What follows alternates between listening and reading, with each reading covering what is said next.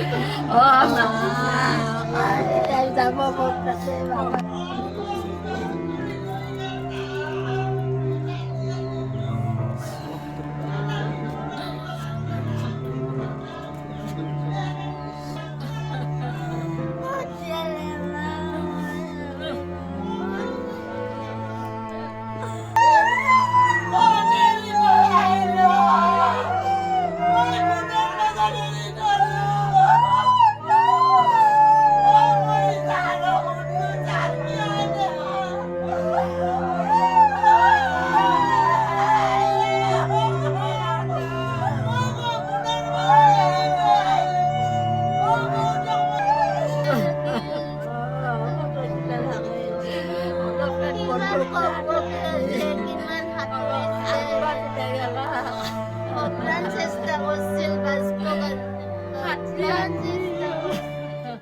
হয়, মই এই মুহূৰ্তত গোৱালপাৰাৰ যি কুশল কলিতাৰ ঘৰত উপস্থিত আছোঁ আৰু এক শোকাকুল পৰিৱেশে বিৰাজ কৰিছে এই কুশল কলিতাৰ ঘৰত।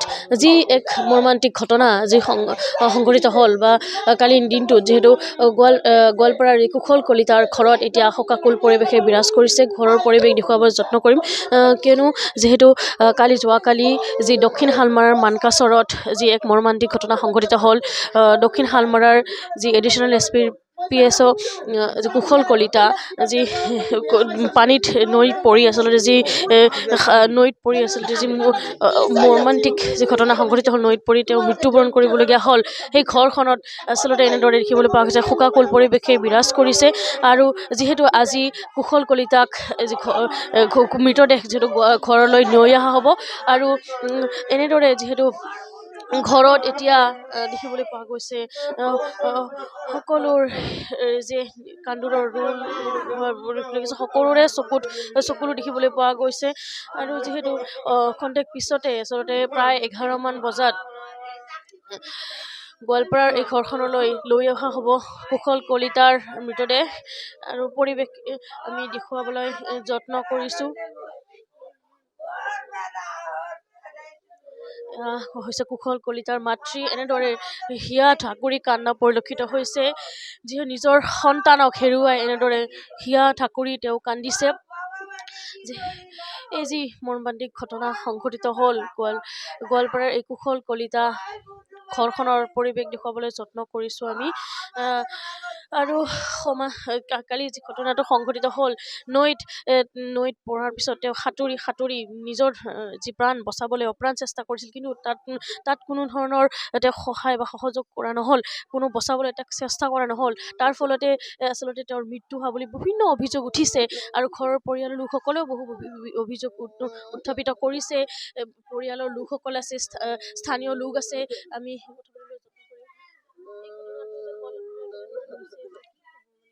ৰাতিপুৱা কালি মোক 9টা না 9:30 তাৰে আমাৰ কিবা এজন পুলিচ আছে, মোক পেহী বুলি মাতে। তেওঁ আৰু কল পেহী, মই গৰু গাই ধুই আছিলোঁ, গাইটা খীৰাই আনি মই কিবা কৰিলোঁ, ঘৰত গোবৰ লাৰি আছোঁ। কৈছে, পেহী এটা কথা হ'ল নহয়।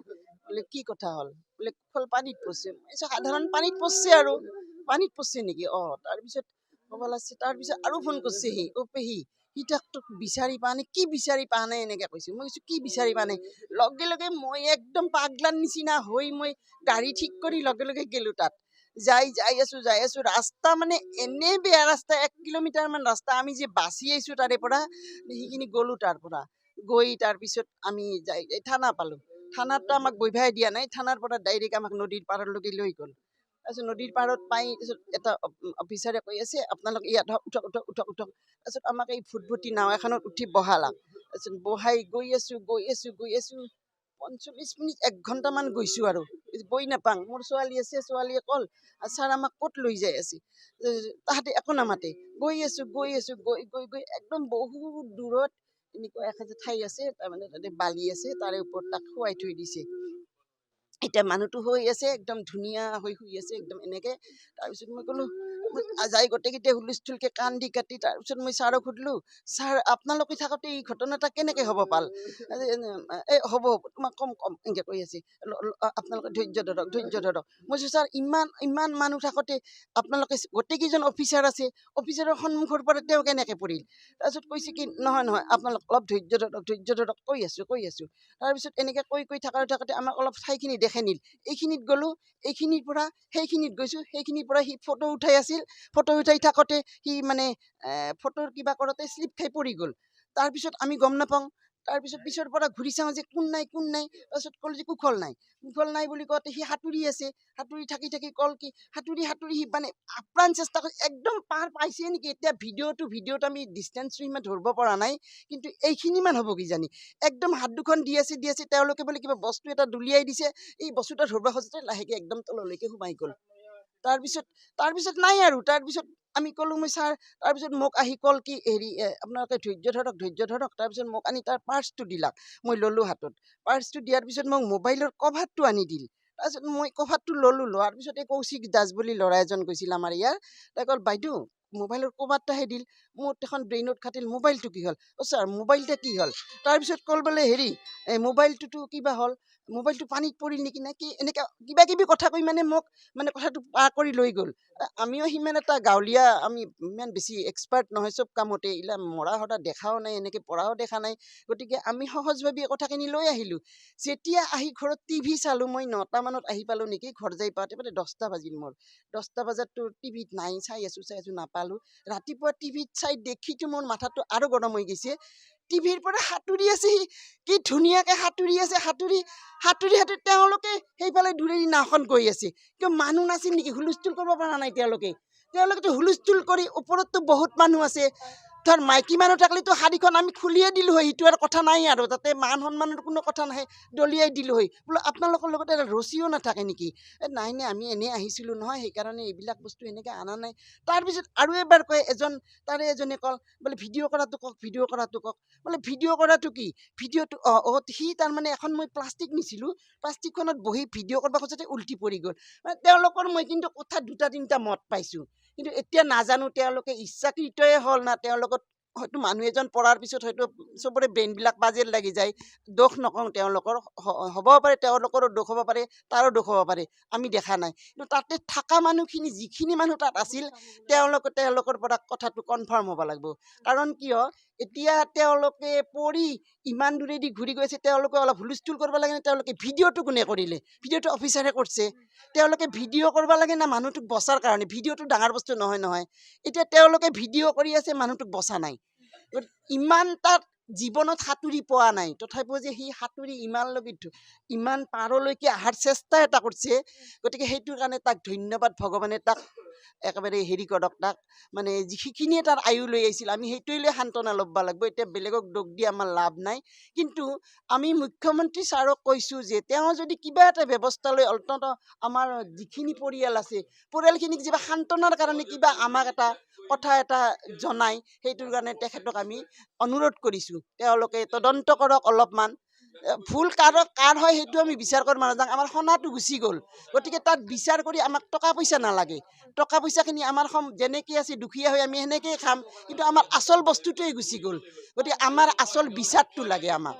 নিশ্চয়কৈ বিচাৰ লাগে, কিয়নো যিহেতু পানীত পৰাৰ পিছতে অপ্ৰাণ চেষ্টা কৰিছিল নিজৰ যি প্ৰাণ ৰক্ষা কৰাৰ বাবে, কিন্তু যিহেতু তথাপিও তাত থকা কোনো এজন লোকে আচলতে তেওঁক বচাবলৈ চেষ্টা নকৰিলে, কেৱল ভিডিঅ' কৰিহে দায়িত্ব সামৰা যেন পৰিলক্ষিত হৈছে আৰু ৰং চাই থকা পৰিলক্ষিত হৈছে। বিভিন্ন অভিযোগ উঠিছে, আপোনালোকে ইয়াৰে কি হয় তেওঁৰ, আৰু কি ক'ব এই ঘটনাটোক? মই তেওঁৰ ডাঙৰ মামা খাওঁ, বুজিছে।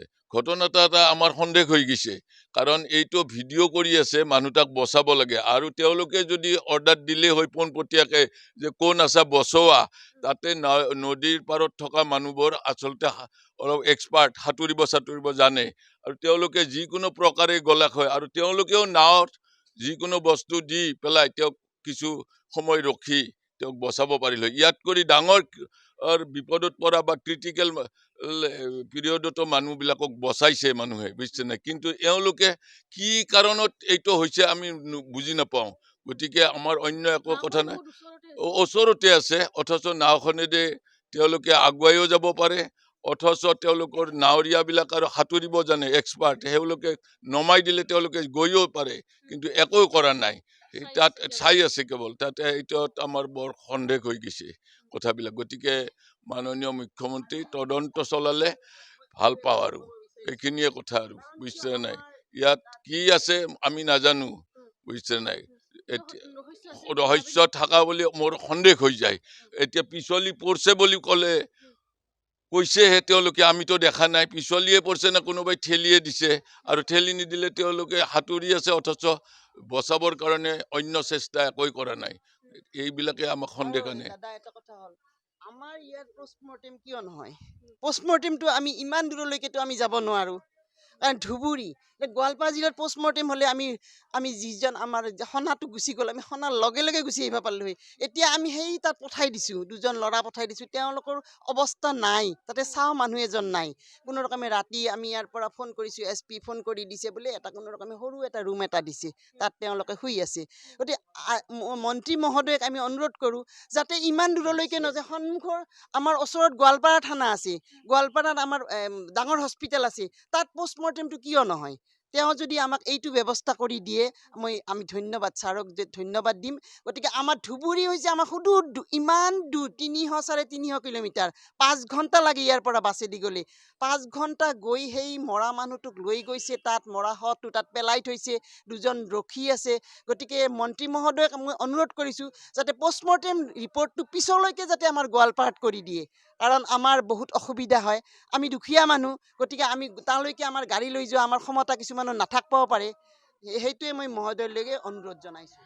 হয়, আৰু আমি ঘৰৰ পৰিৱেশ দেখুৱাইছোঁ, এয়া কুশল কলিতাৰ বাসগৃহৰ পৰিৱেশ। আৰু এনেদৰে সকলোৱে এতিয়া দেখিবলৈ পোৱা গৈছে যে হিয়া ঠাকুৰী কান্দিছে, তেওঁৰ মাতৃ এনেদৰে হিয়া ঠাকুৰী কান্দ পৰিলক্ষিত হৈছে।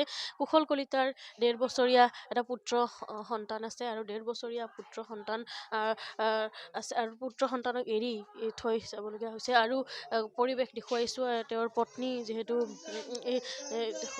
পত্নী ৰাতিপুৱাৰ পৰা এনেদৰে কান্দি থকা পৰিলক্ষিত হৈছে। শোকাকুল পৰিৱেশ, আমি পৰিৱেশ দেখুৱাইছোঁ। ৰাতিপুৱাৰ পৰা নিজৰ পত্নীয়ে তেওঁৰ বুকত এখন ফটো লৈ পেলাই তেওঁ এনেদৰে তেওঁৰ বাবে ৰখি থকা পৰিলক্ষিত হৈছে। এয়া তেওঁৰ 1.5 বছৰীয়া পুত্ৰ সন্তান, 1.5 বছৰীয়া পুত্ৰ সন্তান যে কুশল কলিতাৰ। পত্নী এনেদৰে ভাগৰি পৰিছে। আমি পৰিৱেশ দেখুৱাই আছোঁ, গোৱালপাৰাৰ যি কুশল কলিতাৰ বাসগৃহৰ পৰিৱেশ দেখুৱাই আছোঁ। আপোনাৰ লগত কালি লাষ্ট কেতিয়া কথা হৈছে? তেওঁৰ লাষ্ট কেতিয়া 8টা মানত হৈছিল, 8টা মানত ভিডিঅ' কল কৰিছে। তেওঁ ভিডিঅ' কল কৰি এনে বাবাটোক চাই এনে তাৰপিছত আৰু মই নাওখন দেখা পালোঁ, তাৰপিছত ফোনটো আটকি গ'ল। আটকি যোৱাৰ পিছত আৰু মই কাটি দিলোঁ ফোনটো। তাৰপিছত অলপ দেৰি পিছত মই আৰু ফোন কৰিলোঁ, ছুইচ অফ পালোঁ, ফোন নাপালোঁ আৰু। তাৰপিছত খবৰ আহিল যে তেওঁ পানীত পৰিছে বুলি। তাৰপিছত ভিডিঅ'টো চালোঁ, তাৰপিছত তেওঁ পানীত ককবকাই আছে, সাঁতুৰি আছে, অপ্ৰাণ চেষ্টা কৰিছে। তেওঁ পাৰলৈ আহিব অপ্ৰাণ চেষ্টা কৰিছে, কিন্তু বাকী SP বিলাকে চাই আছে, ৰং চাই আছে, ভিডিঅ' কৰি আছে, ফটো তোলাত ব্যস্ত। কৰ্মক্ষেত্ৰত লৈ গৈছে, ইমান ব্ৰহ্মপুত্ৰৰ এখন নদীত পাৰত, তাতে লাইফ জেকেট দিব লাগে, তাহতে লাইফ জেকেট নলোৱাকৈ তাহাঁতক লৈ গৈছে। পানীত পৰাৰ পিছততো চোন SP জনে চায়ে ৰ'ল, ভিডিঅ' কৰিয়ে ৰ'ল। তেওঁ ইমান বচা বুলি হাত বাউলিছিলো, কিন্তু কোনেও বচাব নগ'ল, আগবাঢ়ি নগ'ল, কোনেও আগবাঢ়ি নগ'ল। তেওঁক চায়ে ৰ'ল। এইটো পৰিকল্পনা কৰিছে নিশ্চয়, দেখা পালে গম পাই ভিডিঅ'টো পৰিকল্পনাই কৰিছে, মৰাৰ পৰিকল্পনাই আছিল কিজানি, নহ'লে তেওঁক কিয় বচাব নগ'ল? বচাব যাব, তেওঁলোকৰ ইমান পুলিচ আছিল, বচাব যাব পাৰিল হয়, এজনেও বচাব নগ'ল। তেওঁক হত্যা কৰা বুলিয়ে মই ভাবি লৈছো। তেওঁলোকে পৰিকল্পনা কৰিছে। এইটোৱে মই মাননীয় মুখ্যমন্ত্ৰীক মই এইটোৱে অনুৰোধ কৰিছো, তদন্ত লাগে মোক।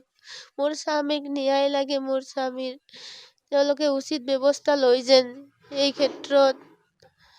এইটোৱে মোৰ এটা 1.5 বছৰীয়া বাচ্চা আছে, ল'ৰা এটা।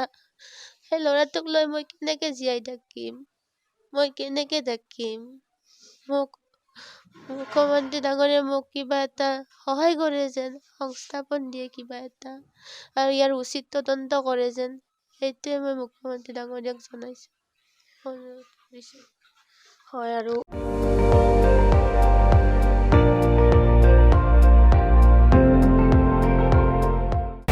আপুনি চাই আছে ND24, সৰ্বশ্ৰেষ্ঠ নহয় সৰ্বোত্তমৰ দৌৰত।